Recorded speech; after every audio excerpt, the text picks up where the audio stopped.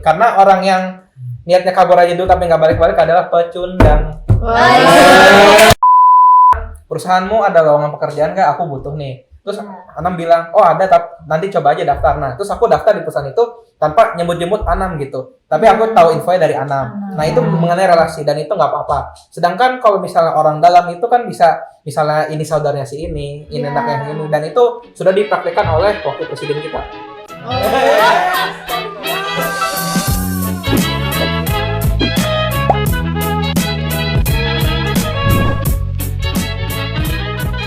Halo semuanya, selamat siang, selamat sore, selamat pagi, selamat apapun buat teman-teman yang ada di rumah. Karena kita nggak tahu nih, Pan. Teman-teman di rumah nonton podcast kita ini siang hari, sore hari, atau malam hari, bener banget kan? Aku mau ngucapin nih, selamat datang di podcast kita hari ini.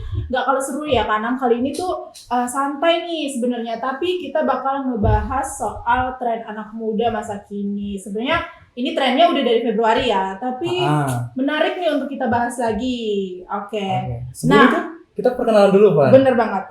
Sebelum kita mulai, aku Stefani Kahi, biasa dipanggil Fani. Aku Hairi Anam, biasa dipanggil Steven. Enggak. Kanam dong. Kanam. Oke. Dan sama narasumber kita yang cakep-cakep ini. Nah, mungkin bisa ada perkenalan dulu. Oke, silakan. Oke, halo teman-teman semua. Kenalin aku Anita Putri Adianti, bisa dipanggil Puput. Halo Puput. Halo teman-teman, nama aku Vincent Gerard Emmanuel, biasanya dipanggil Pincen. Halo Vincent. Waduh, imut banget namanya. Pincen. Imut. Oke. Nih, udah perkenalan nama nih, tapi ada yang kurang nih. Oke, apa tuh, Pan? Dari fakultas mana, semester berapa, dan kesibukan sekarang selain kuliah tuh apa aja sih? Warna favorit, zodiak bisa. Enggak terlalu. Oke, dari Puput dulu. Kalau aku ya, aku masih sebagai mahasiswa. Oke. Mahasiswi. Oke. Dari kampus tercinta tentunya. Mercubuana. Aku masih semester 2, teman-teman. Oke. Nah, aku dari Fakultas Ilmu Komunikasi dan Multimedia. Oke, siap. Nah, di sebelahnya nih, Kak Pincen. Vincent. Dari mana tuh? Aku dari Vkom juga, Vkom Mercubuana semester 4 dan aku wakil ketua HMPS Vkom 2025. Oke, benar sekali. Ada Kak Puput sama Kak Vincent. Oke, Kak Pincen ya. Pincen. Oke, di podcast kali ini kita mau bahas apa nih, Pan? Nah, kali ini kita bakal ngebahas satu hashtag, yaitu hashtag kabur aja dulu nih. Nah, mungkin hashtag ini tuh nggak asing ya buat teman-teman, apalagi buat kedua narasumber kita hari ini nih. Mungkin udah sering denger atau udah sering nonton nih. Mungkin ada yang berseliweran di TikTok, di media sosial lainnya. Mungkin, tapi sebelum itu kanan dulu deh. Oke, aku dulu nih. Hashtag kabur aja dulu. Kalau sepengetahuanku itu hashtag kabur aja dulu ini hashtag yang viral di Februari kemarin ya, Pan? Bener banget. Soal lebih ketujuh kayak mahasiswa-mahasiswa yang baru lulus yang mau cari kerja di luar dengan alasan pekerjaan di luar itu lebih memadai gajinya. Jadi kayak mereka mikir nih, di Indonesia mereka gak bisa dapat kerja yang lumayan gajinya, mereka kabur ke luar negeri gitu. Nah, kalau Kak Vin sama Kak Puput tahunya apa nih hashtag kabur aja dulu? Nah, kalau aku pribadi ya, Kak ya. Dari aku pribadi tuh sebenarnya mulai juga dari tren ini gitu. Nah, karena apa? Karena hashtag kabur aja dulu itu ya nggak cuma sekedar pergi doang, nggak cuma sekedar capek doang yang kita dapat. Nah, kita di sana juga cari yang namanya sistem kerja juga. Nah, sistem kerja di luar sana kayak gimana? Nah, anggaplah misal nih, kita ini kan di negara Indonesia, bener nggak? Apalagi kalau misal kita kerja sebagai buruh, misal nih buruh. Nah, buruh kalau di luar sana itu benar-benar masih bisa dihargain, walaupun cuma punya satu skill doang.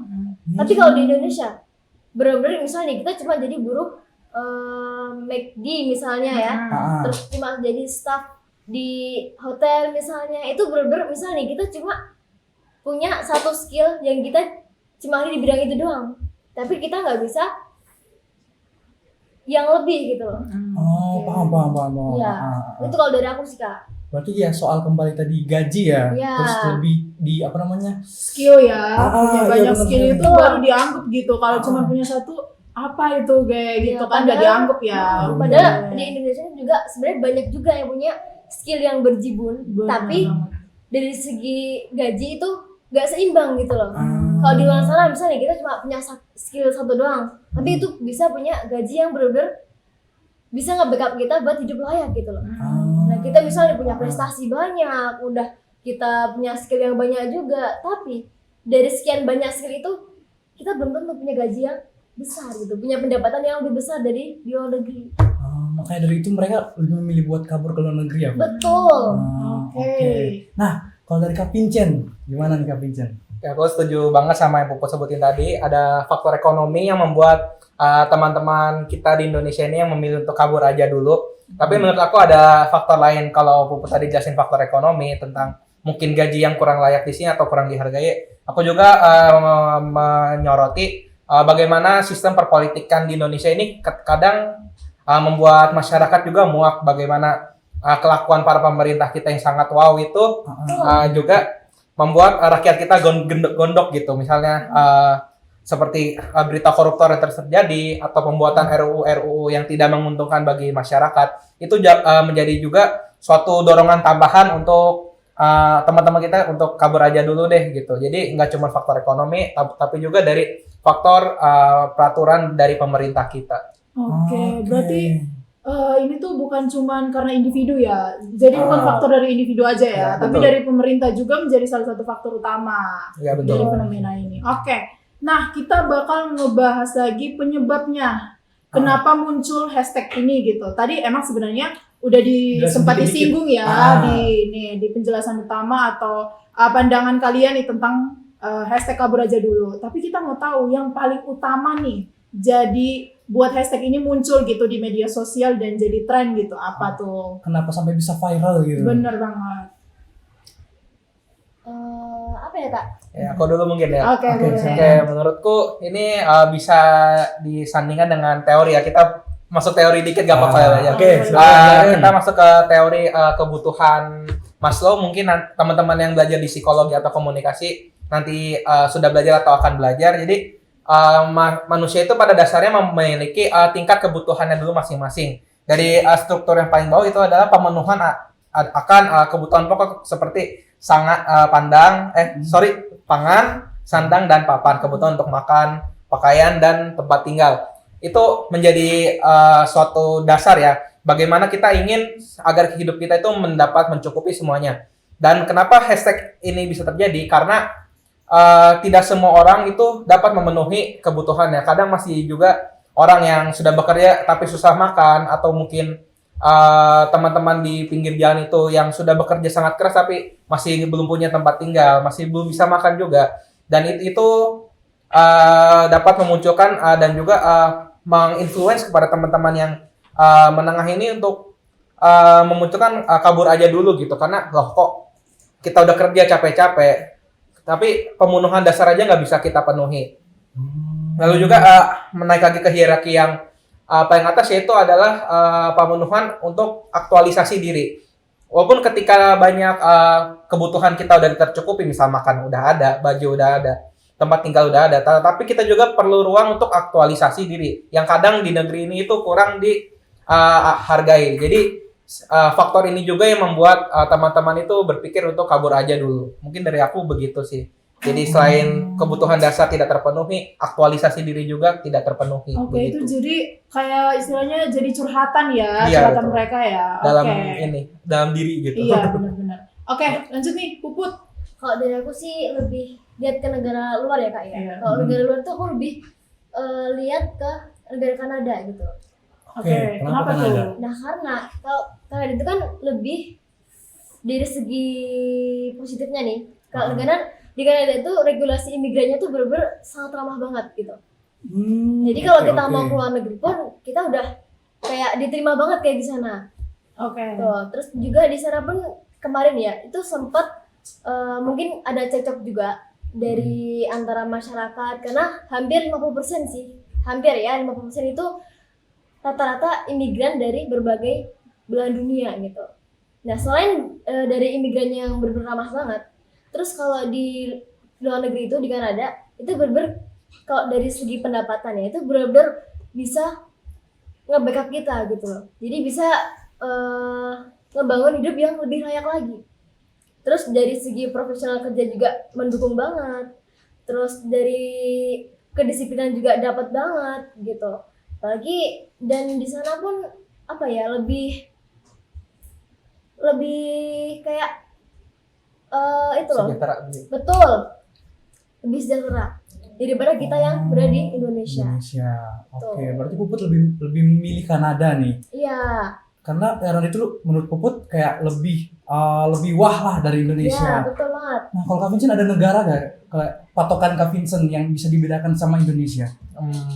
Mungkin aku nggak bisa nyebutin negara lain ya, karena kalau mungkin dari penjelasan kita berdua tadi, aku kan menyoroti faktor internal dalam diri kita gitu yang kita terpenuhi. Sedangkan tadi Puput itu memakai faktor eksternal, melihat negara lain lebih oke gitu untuk ditinggali. Tapi kalau dari aku sendiri sih nggak punya negara pilihan gitu untuk kabur aja dulu, karena aku sendiri juga tahu kalau di negara lain tuh belum tentu juga lebih aman dari kita, belum tentu juga lebih sejahtera. Belum tentu juga cocok untuk diri kita gitu. Jadi aku nggak matokin negara mana untuk kabur. Oh, berarti hashtag kabur aja dulu ini kurang relate sama Kak Vincent ya? Ya, untuk itu tidak terlalu relate untuk pindah ke negara lain. No. Oke, Pan. Next, kita mau tanya nih, kalau Puput pernah ada gak sih kayak teman-teman Puput yang sudah melakukan hashtag kabur aja dulu ini, terus dampak positif dan negatif mereka yang mereka alami seperti apa, Put? Ada, itu kalau dari teman Puput sendiri ya. Itu yang pertama dari faktor penghasilan juga. Dari faktor penghasilan itu dia lebih besar kalau di luar negeri. Jadi misal di Indonesia ini kita udah kerja keras banget, nggak sebanding gitu loh sama kerja keras kita. Kalau di luar negeri kan kita ya sebenarnya sama-sama kerja keras juga, tapi bedanya pendapatnya lebih besar. Terus juga kalau peluang karirnya tuh juga lebih memadai lah ya. Betul. Juga lebih luas kalau kita mau studi apa ya, kita mau tukar apa itu namanya? Studi tour ya. Bukan Studi itu, banding. studi banding. Studi banding, oke. Studi banding antara karyawan dari perusahaan sini ke perusahaan yang lainnya gitu. Terus sama juga kalau kita skill juga sama profesionalitas itu juga kita juga makin meningkat. Di sana kalau kita bisa di luar negeri itu kan relasi kita nggak cuma orang-orang kecil doang gitu.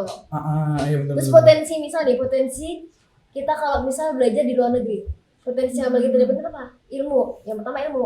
Tentunya bener nggak?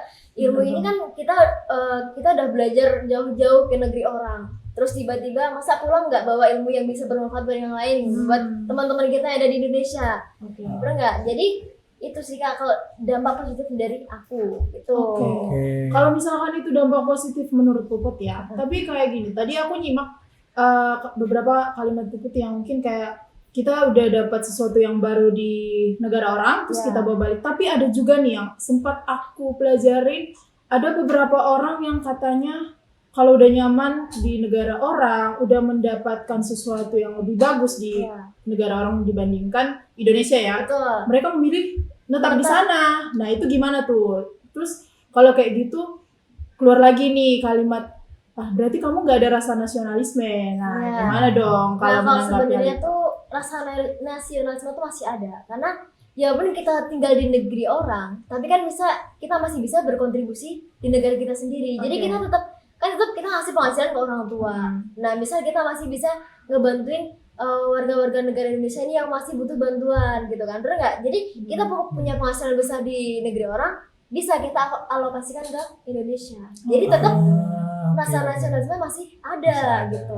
Jadi nggak pure kita cuma langsung pergi ke negara tetangga, kita nggak peduli lagi sama Indonesia.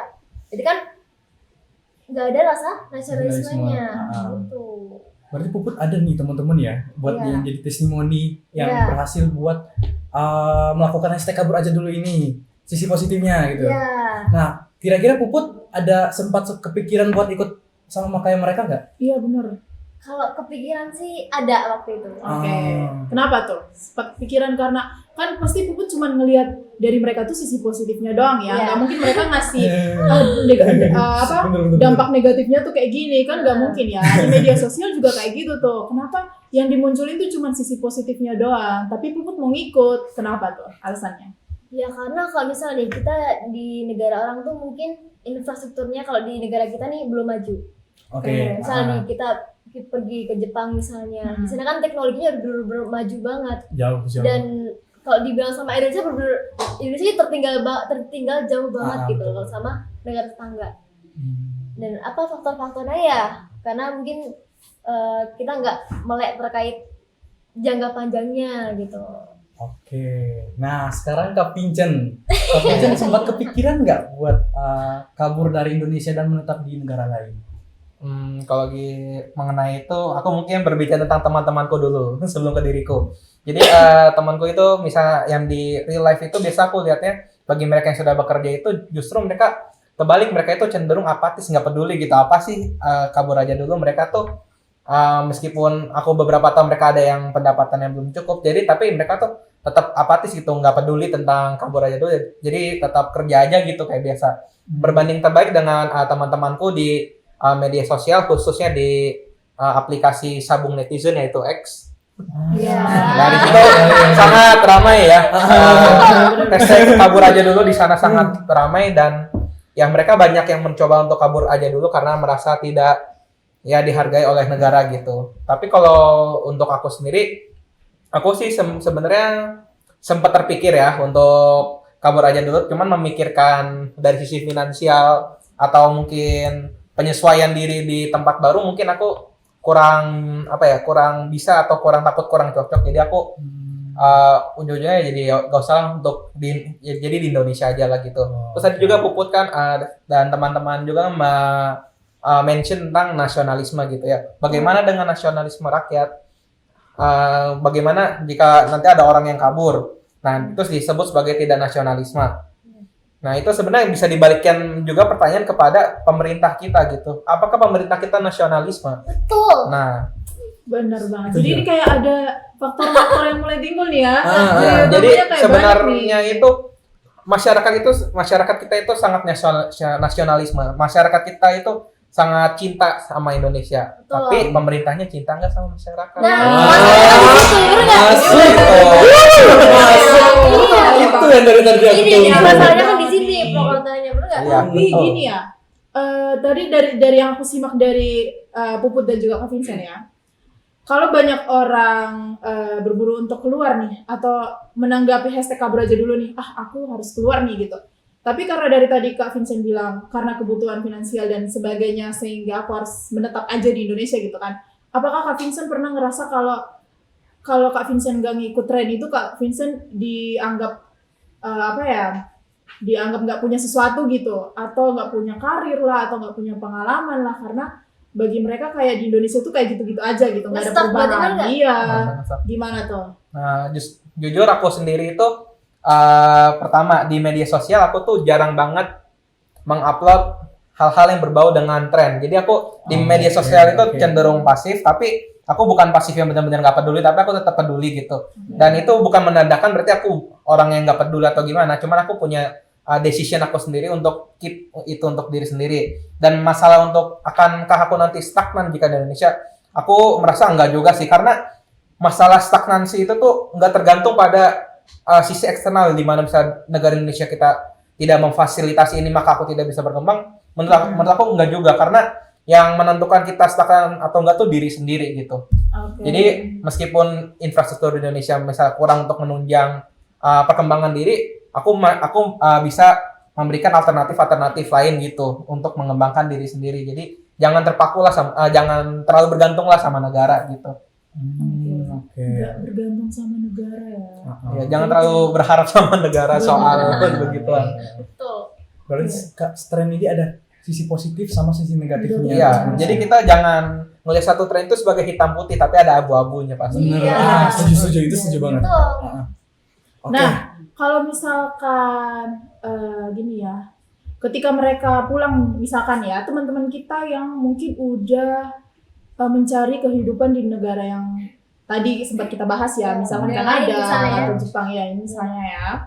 Terus mereka pulang nih ke Indonesia. Nah, ketika mereka pulang, mereka membagikan sesuatu yang baik gitu kan. Tapi pemerintah menganggap kalau itu melanggar dari aturan yang udah ditetapin nih di negara. Sedangkan itu tuh orang lain ngerasa kalau kebantu gitu dengan cara kita gitu untuk ngembangin skill mereka, ngembangin pengalaman mereka. Tapi negara menganggap bahwa itu tuh nggak bisa diterima gitu. Oke. Nah, mungkin bisa ada pendapat tentang hal itu?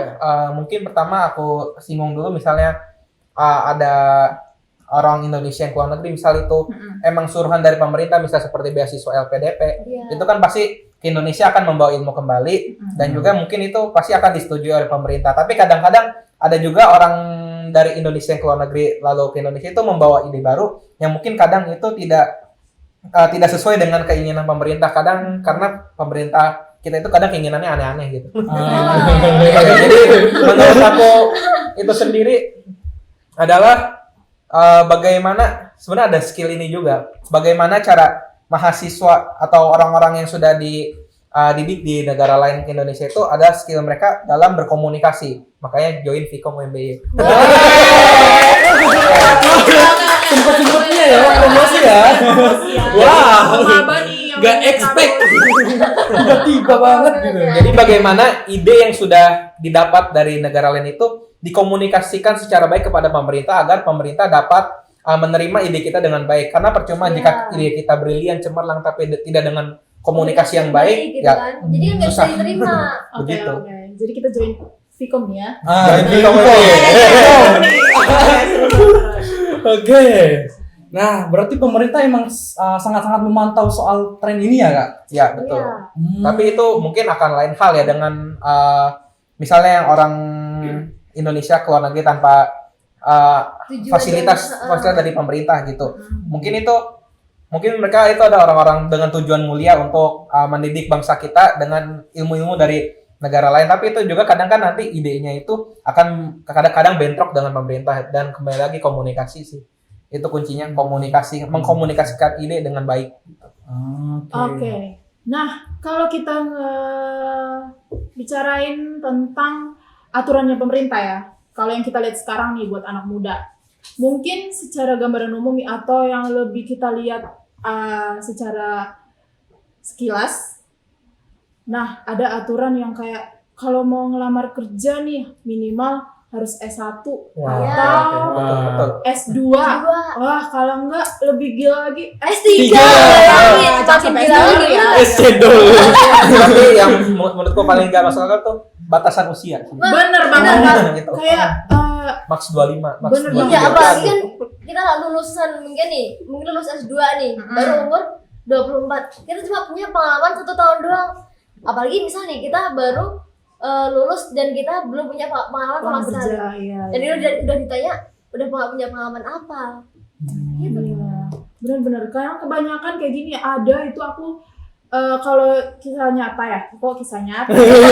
Itu sih Jadi ya. kayak iya banget ya. Jadi sering terjadi, aku tuh kan sering naik ojol ya. Nah, Oke. kalau kita sering komunikasi, kita berbagi cerita gitu tentang, pasti kan ditanyain, Mbak dari mana gitu, kuliah di mana gitu. Nah, di saat kita berkomunikasi dengan mereka tanpa sengaja menceritakan akan pengalaman mereka yang lulusan S1, tapi ujung-ujungnya kerjanya jadi ojol. Nah, itu tuh jadi kayak, wah ini gimana nih sekolah tinggi-tinggi, apalagi kalau kita misalkan ya, kita dari daerah terpencil terus kita sekolah tinggi-tinggi, pasti kan kita balik membawa dengan suatu kebanggaan yang besar ya. Wah, aku Iya. sekolah S1 nih.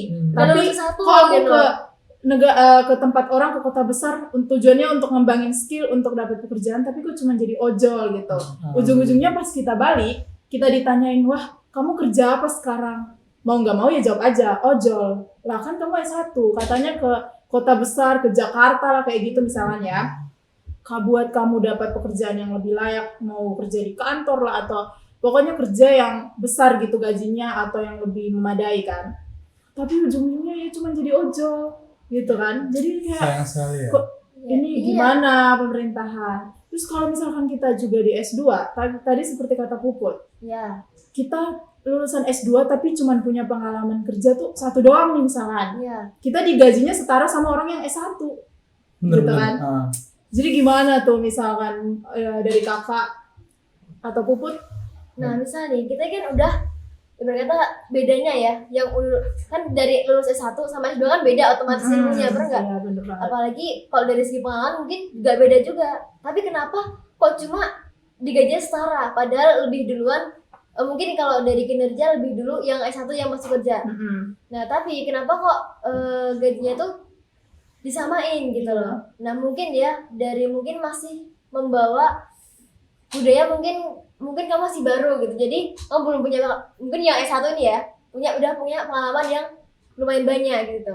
Sedangkan yang S2 baru pengalaman 1 doang. Nah akhirnya jadinya disamain sama yang S1. Oh, jadi tergantung pengalaman ya pekerjaan Iya. sekarang. Jadi mereka mau menerima pekerja tergantung pengalaman. Kamu bisanya apa gitu? Jadi Bukan- kamu bidang ini kamu nggak bisa, ya mohon maaf kamu cuma bisa digaji segini doang gitu. Oke.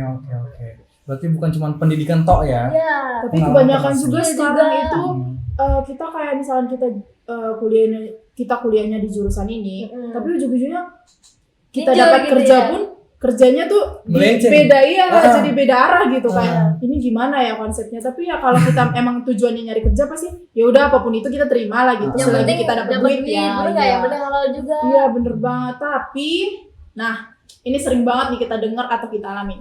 Sekarang tuh kayak kalau mau ngelakuin apa-apa tuh ya tanda kutipnya orang dalam ya. Kita Betul. kayak kalau mau masuk kantor ini kalau kamu cuma Nggak punya orang dalam. nggak punya orang dalam, Sulit, kamu sulit. nggak ada apa-apanya. Itu istilahnya kayak kita mau nyari makan pun kita nyogok gitu kan. Iya. Jadi kayak ini gimana ya negara kita nih, apa yang jadi permasalahan sebenarnya gitu? Apakah dari pemerintah atau emang dari kita nih? Kayak menurut aku mengenai fenomena orang dalam ini, kita perlu bedakan dulu antara tentang orang dalam dan juga relasi. Jadi mencari mata pencaharian ataupun kerja pada suatu perusahaan, kita tuh nggak apa-apa pakai relasi. Misalnya relasi itu seperti apa? Misalnya gini, Anam misalnya udah kerja di satu perusahaan, terus aku nanya ke Anam, perusahaanmu ada lowongan pekerjaan nggak? Aku butuh nih. Terus Anam bilang, oh ada, nanti coba aja daftar. Nah, terus aku daftar di perusahaan itu tanpa nyebut-nyebut Anam gitu. Tapi aku tahu infonya dari Anam. Nah, itu mengenai relasi dan itu nggak apa-apa. Sedangkan kalau misalnya orang dalam itu kan bisa, misalnya ini saudaranya si ini Ya. anaknya ini, dan itu sudah dipraktikkan oleh wakil presiden kita. Oh, Sorry. Jadi memanfaatkan hubungan kekerabatan keluarga untuk mendapatkan pekerjaan. Betul. Itu nggak boleh. oh, jadi konteks orang dalam ini sebenarnya meluas ya, dan juga Iya. cuma negatifnya doang, tapi Iya. ada sisi positifnya. Dan itu berdampak banget buat kita ya. Iya. Oke. Bahaya. Nah, aku sempat kemarin kayak nonton gitu di salah satu podcast, dan itu cukup menarik. Ada satu orang, dia seorang guru di Jerman kalau nggak salah. Dia bilang dia tuh kayak ngerasa miris banget gitu sama teman-teman gurunya yang ada di Indonesia. Kenapa? Karena bisa-bisanya dia di negara orang tuh dibayar per bulannya itu cukup besar banget. Itu hampir 65 juta per bulan. Tapi sedangkan di Indonesia itu teman-temannya yang udah menjadi guru yang lama banget, tapi digajinya tuh bisa tiga bulan sekali gitu. Itu Horor berarti. iya banget ya. Horor banget. Jadi kenapa nih kok nggak ada reaksi dari pemerintah nih? Wah, kalau dari tahun ke tahun 3 bulan dibayar sekali kok bisa kayak gitu. Sedangkan kita kalau dari sisi pemerintah kan mereka memakai tenaga kita nih, tenaga kerja kita kan buat yang kita ajarin itu, kalau kita sebagai guru, ya siswa-siswa itu juga kan yang akan membangun bangsa nantinya. Nah, kenapa tuh kalau kayak gitu? Mungkin Kanang boleh lah, Kanang ada pendapat nggak? Apa? Soal apa tadi? Sorry. Soal Guru-guru. pekerjaan yang mungkin kok sama gitu, setara sama-sama guru, tapi kalau di negara orang tuh dibayarnya tuh kayak Gede, gitu. plong aja gitu. Kalau di Indonesia kok bisa ya Oke, ditambah oke, gitu. Ya kembali yang tadi Put sama Kak Vincent jelaskan sih, kayak perhatian pemerintah soal SDM kita agak kurang gitu. Jadi mereka mungkin menganggap guru paling ngajar doang gitu. Gaji segitu cukup lah ya.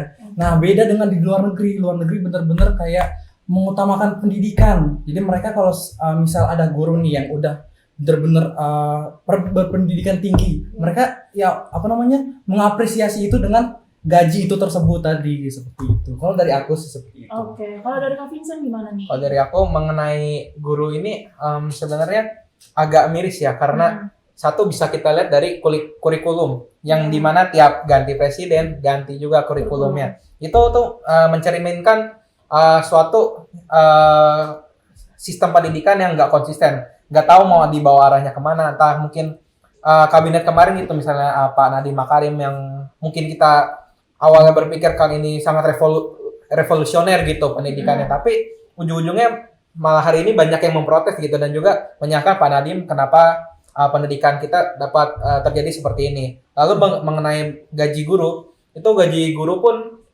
sangat miris ya, apalagi untuk teman-teman guru honorer gitu, dengan gaji yang minim dan beberapa bulan sekali harus bertahan hidup. Sedangkan pemerintahnya sendiri dapat bersantai dengan duit yang banyak gitu. Iya. Itu menjadi suatu kemirisan yang parah banget. Dan belum lagi itu jika menyangkut soal gaji guru. Lalu belum lagi dengan soal kinerja guru. Kadang juga itu guru-guru yang sudah diangkat jadi PNS itu, mereka itu fokusnya bukan lagi ngajar siswa, tapi hanya administrasi di sekolah. Bagaimana presensi kehadiran begini-begini, daftar ini begini, UAS begini-begini, tanpa fokus ke ngajar muridnya. Jadi bagaimana bangsa kita mau pinter, tapi gurunya aja fokusnya begitu. Oke, berarti abang juga ada faktor lain, bukan cuma dari pemerintah doang. Ya, SDM dari mungkin kinerja lagi gurunya ada juga. SDM-nya lagi. SDM. Sekarang udah betul. mulai nyilangin Tanggung jawab ya. Ya, betul. Bener-bener.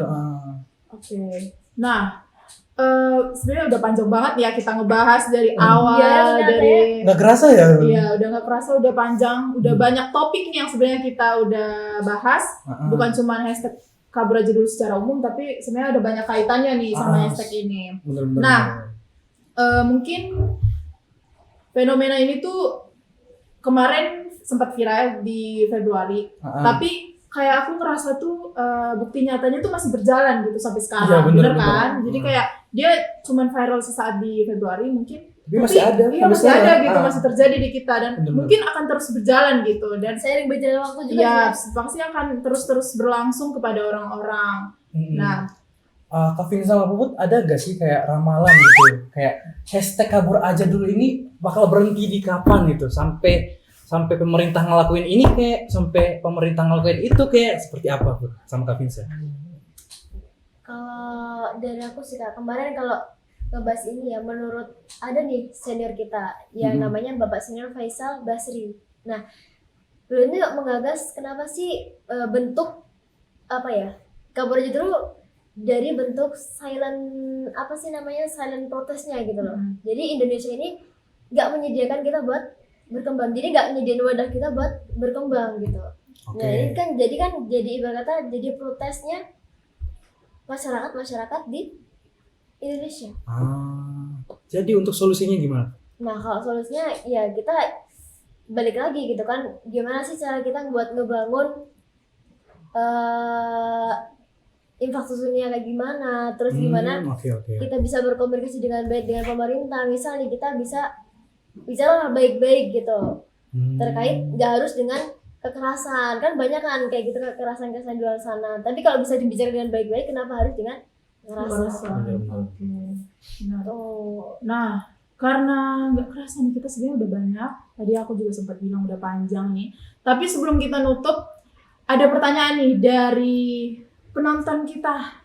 Mana suaranya penontonnya? Suaranya penontonnya double ya, ribet nih. Oke, mungkin ada pertanyaan dari penonton kita hari ini. Boleh silakan. Kalau menurut kalian tuh apa yang harus dipersiapkan sebelum seseorang benar-benar memutuskan ikut hashtag kabur aja dulu? Gimana, boleh diulang lagi? Kalau menurut kalian apa yang harus dipersiapkan sebelum seseorang benar-benar memutuskan ikut tren hashtag kabur aja dulu? Oke, jadi pertanyaannya itu apa yang perlu kita siapin sebelum kita ngikut hashtag ini, tren ini ya. Jadi apa yang perlu kita siapin nih sebelum ke kabur gitu ke negara orang? Mungkin boleh Kak Vincent? Siapa Menurut aku langkah kedua, kenapa kesulitan kedua? Karena yang pertama nanti aku kasih tahu di akhir. Oke. Jadi yang kedua adalah Benar nih. satu, siapkan diri dan skill. Jangan ngarep kamu akan hidup enak di negara orang kalau kamu nggak punya skill. Kamu mungkin mikir di hidup dalam negeri enak nih lah, gaji lebih gede, tapi di luar sana juga butuh juga skill yang lebih. Jadi jangan berbangga jika kamu cuma punya satu skill untuk berkembang di negara lain, karena itu nggak mungkin. Lalu yang ketiga adalah harus siap juga beradaptasi dengan budaya. Budaya itu sangat akan berpengaruh nanti kerasa di diri sendiri. Jika budaya nanti nggak cocok, yang ada kamu bakal nggak nyaman Berat, sendiri berat dan ya. juga susah berkembang. Oke, gitu tahap syarat ketiga. Terus yang syarat pertama adalah komitmen kamu nanti untuk balik ke Indonesia. Jangan sampai nanti kamu kabur aja dulu tapi nggak balik-balik. Karena orang yang niatnya kabur aja dulu tapi nggak balik-balik adalah pecundang. Benar Itu artinya kamu egois, kamu nggak mau mencerdaskan bangsa kamu sendiri gitu. Pincen 2025. Harus balik nih ya.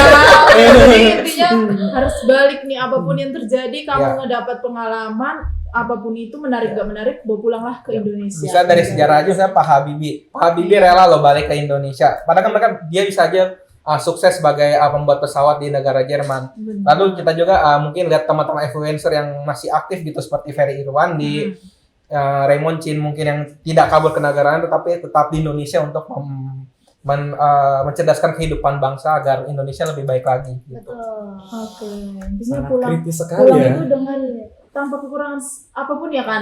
Ya. Bener. Kasih ini mencerdaskan kehidupan bangsa sih. Itu yang Oke, penting. benar. Kalau dari Puput nih? Kalau dari aku juga hampir sama kayak punya Kak Vincent ya.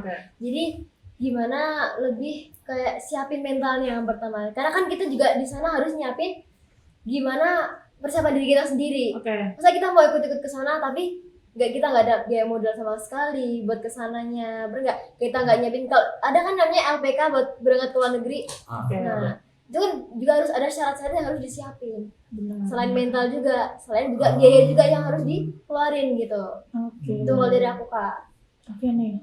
Tapi masih ada nih pertanyaan lagi dari penonton nih. Oke. Yang Oh, sempat keluar nih di media sosial, mungkin bisa dikasih dibacakan. tahu apa yang jadi pertanyaannya.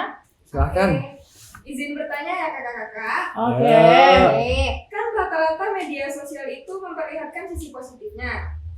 Jadi menurut kakak-kakak ini, apakah media sosial terlalu membesar-besarkan sisi positifnya aja sampai membuat orang-orang tuh pengen ikut aksi tersebut? Oke, ini sempat ulang lagi ya, yang tadi sempat jadi pertanyaan dari aku tadi sebenarnya ya. Iya. Kenapa di media sosial itu cuma nunjukin sisi positifnya aja? Kenapa nggak ada dampak negatif yang dikasih tahu gitu, biar kita sama-sama tahu? Oke, Puput silakan. Nah, biar ya kenapa cuma positifnya aja kayak karena mungkin sebagian negara nggak mau atau apa ya menyembunyikan negatifnya karena apa? Biar kita berangkat dulu ke sana dan bisa berkembang di sana juga gitu. Dan bisa berkata nanti kalau kita udah berkembang di sana, kan juga tetap kita dapat positifnya. Terus negatifnya ya bakal balik lagi ke diri kita sendiri. Oke. Ya nggak mungkin kan kita cerita ke media sosial gimana buruknya negara di sana, ternyata kayak gini, ternyata iya, buruknya kayak gini. Ya mungkin ada beberapa bagian orang lebih memilih untuk diam gitu daripada buat speak untuk ke masyarakat luas. Nah, tadi kita belum sempat bahas nih kan contoh dampak negatif yang kita dapat di negara orang. Mungkin kayak ada Weni yang sempat berbagi cerita di media sosial atau pengalaman yang sempat jadi tren gitu kayak sebenarnya ekspektasiku dari Indonesia ke sana tuh kayak gini malah jadi kayak gini. Nah, mungkin ada contoh dari Puput atau Kak Vincent yang bisa kita sama-sama belajar. Ya, mungkin kalau dampak negatif aku nggak bisa sebutin satu kasus, tapi pastinya sudah banyak misalnya dengan teman-teman yang pergi ke Jepang gitu.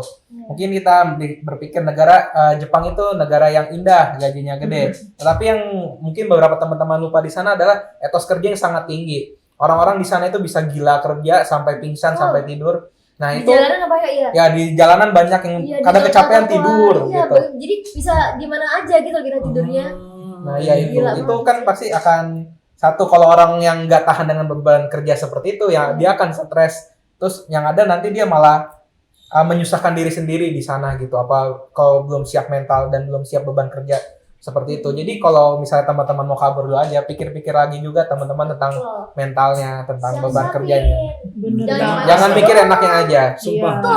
Jadi ternyata tuh bukan soal ikut-ikutan doang ya teman-teman. Jadi kita harus kita harus mencari tahu Persiapan dulu dulu, nih. ya. Kita harus banyak Informasi yang kita bener banget. gali gitu Iya, kan. bener. Gimana kalau kita di sana tuh seperti apa kehidupannya dan seperti apa nanti kerjaannya gitu kan.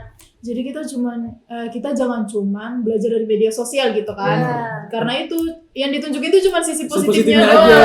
Yang baik-baik itu yang bagus-bagus Iya doang. benar. Karena seperti ini. Sorry ini agak mekanikal dikit, Gak apa-apa, teknis. Kak.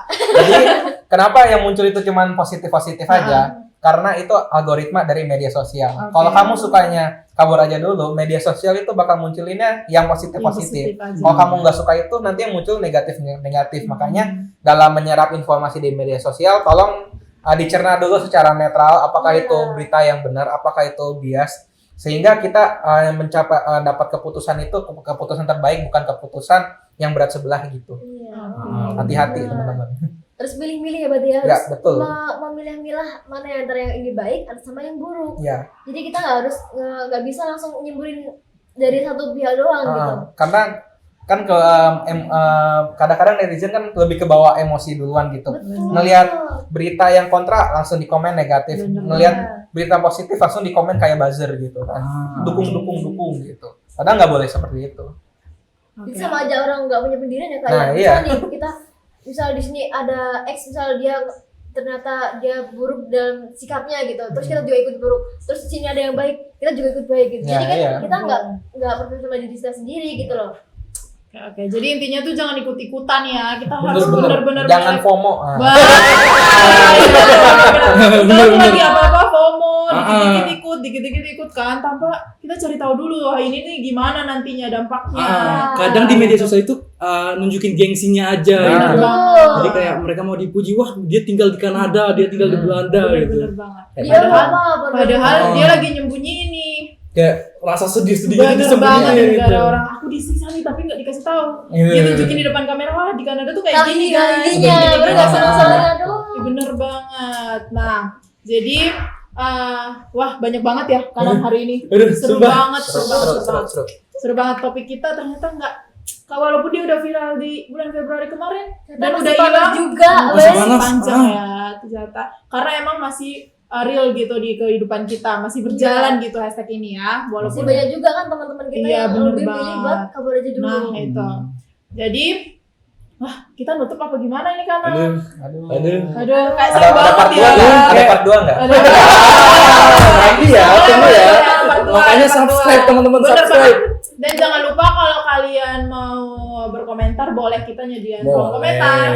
Dan siapa tahu kita bakal ada part 2 nih. Siapa ya? Dukung nggak ya kalau part 2 ya? Boleh lah. Bisa. Gimana penonton? Bisa. Oh, bisa. Bisa, oke. Nah, Ditunggu. jadi kita mau ngucapin terima kasih. Aku Fani Aku Kanam. mau ngucapin terima kasih ke Puput dan Kak Vincent yang udah Sama-sama. menyediakan Sama. waktu Waktu. untuk meluangkan waktu untuk sama-sama ada di sini ngebahas hashtag ini ya. Oke. Oke, semoga kita bakal ketemu lagi di video selanjutnya atau podcast selanjutnya lagi. Oke. Oke, terima kasih Puput, terima kasih Kak Vincent. Thank you Ya, guys. thank you.